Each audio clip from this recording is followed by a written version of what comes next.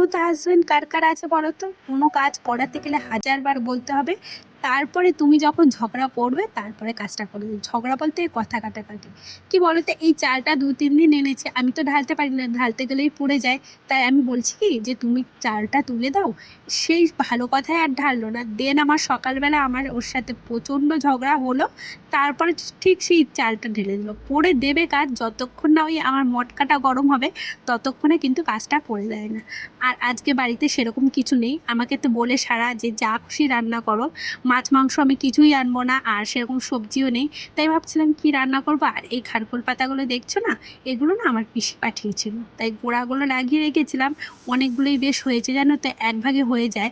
আর কি বলো তো, খারকোল পাতা হলে না আমার আর কিচ্ছু চাই না। ঘরে ছিল ডাল, আর ভাবলাম সাথে আলু ভাজা করি। আলু সিদ্ধ তো প্রায় খাই ডালের সাথে, বাট আলুর ভাজাও কিন্তু বেশ ভালো লাগে। তাই ভাবলাম আজকে এই কটাই রান্না করবো। ওইদিকে আমাদের টিভিটা তো তোমরা দেখলেই, চাল ওঠানোর সময়, ওটা না অনেক দিনের পুরনো টিভি। আজ থেকে প্রায় 10-15 বছর আগেকার টিভি, এখনও আমরা ফেলিনি। আমার শ্বশুরমশাই ওটা কিনেছিল। আমাদের পাড়ায় না সবার প্রথম আমাদেরই নাকি টিভি ছিল, অনেক লোকে দেখতে আসতো তখন।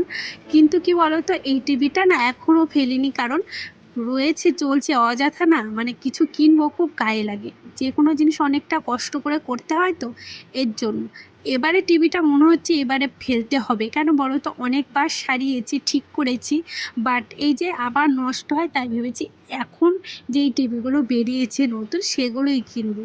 জানি না কবে আবার টিভিটা পুরো নষ্ট হবে, তারপরেই ঠিক করেছি কিনবো। তবে হ্যাঁ, ঠাকুরকে ডাকছি এই পুজোর মধ্যে যেন টিভিটা আর নষ্ট না হয়, কেননা এই মুহূর্তে একটা টিভি কিনা অসম্ভব। আর এইদিকে আমার তো তোমাদের সাথে গল্প করতে করতে আমার কাজও কমপ্লিট হয়ে গেল। আর এইদিকে না বেসিনটা আমি একটু ধুয়েও নিলাম। আজকে না বাসন আর ঘরে মাজিনি, ওই বাইরে বসেই মেজে নিয়েছি। কেন জানি না আমার বাইরে বসেই বাসন মাজতে বেশি ভালো লাগে।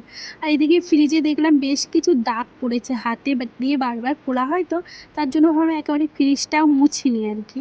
অন্য সময় তো খুব একটা টাইম হয় না, যখন টাইম পাই কাজগুলো করে রাখার চেষ্টা করি। আর এইদিকে আজকে এই ঘরে এসেছি অনেকটা বেলা, আজকে একটু তাড়াতাড়ি করছিলাম, যেহেতু বৃহস্পতিবার না। বৃহস্পতিবার হলে কেমন যেন মনের ভিতরে একটা চলতে থাকে, কখন কাজগুলো শেষ হবে, কখন করব, কখন পুজো দেবো, কেন জানি না এরকম হয়। যাই হোক, এইদিকে প্রেশার কুকারটায় কালকে রান্না করেছিলাম, সেই ভিডিওটা তোমাদের সাথে শেয়ার করিনি, করবো ভেবেছি, এডিটিংয়ের জন্য আর করা হয়নি। আর সকাল সকাল তো আমি ঘর দুটো মুছিনি, কিন্তু বারান্দাটা ওই রান্না করি বলে একেবারে বেলায় মুছি। আর সিঁড়িতে যতই ভালো করে মুছি না কেন, ধুলো চলে আসে, তাই ভাবলাম আজকে জল দিলে ভালো করে ধুয়ে দিই।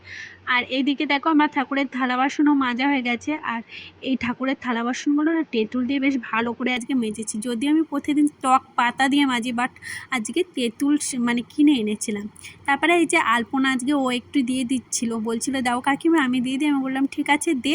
আর ও দিচ্ছিলো, এদিকে আমি শাড়ি পরতে চলে এসেছিলাম। আমি কিন্তু শাড়ি পরতে ভীষণই ভালোবাসি, কিন্তু ওই সামলে রাখতে পারি না, তার জন্য আর পরা হয় না। এই যে তারপরে পুজো দিতে চলে এসেছি। বৃহস্পতিবার হলে না আমার ভীষণ ভালো লাগে, কেন জানি না পুজো দিতে। মনটায় বলে কখন আমি কাজবাজ সেরে সুন্দর করে সাজিয়ে ঠাকুরকে পুজো দেবো।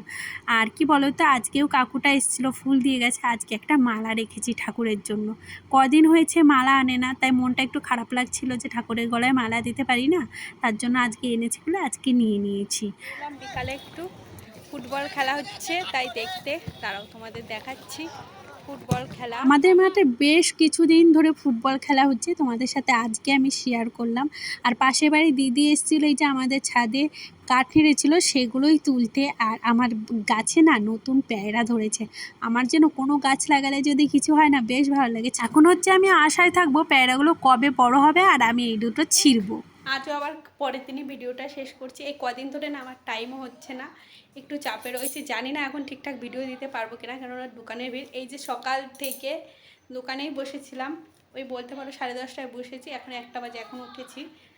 তো আমার ননদি রান্নাবাড়া করেছে, আনিশাকে চান করিয়ে দিয়েছে, ওর দিদি ভাত খাইয়ে দিয়েছে। তো যাই হোক, আজকে আর কথা বাড়ালাম না, তো ভিডিওটা এখানেই শেষ করলাম। যদি একটু ভালো লেগে থাকে কোথাও, তাহলে একটু লাইক কমেন্ট আর একটু শেয়ার করো। তো আজকের মধ্যে টাটা।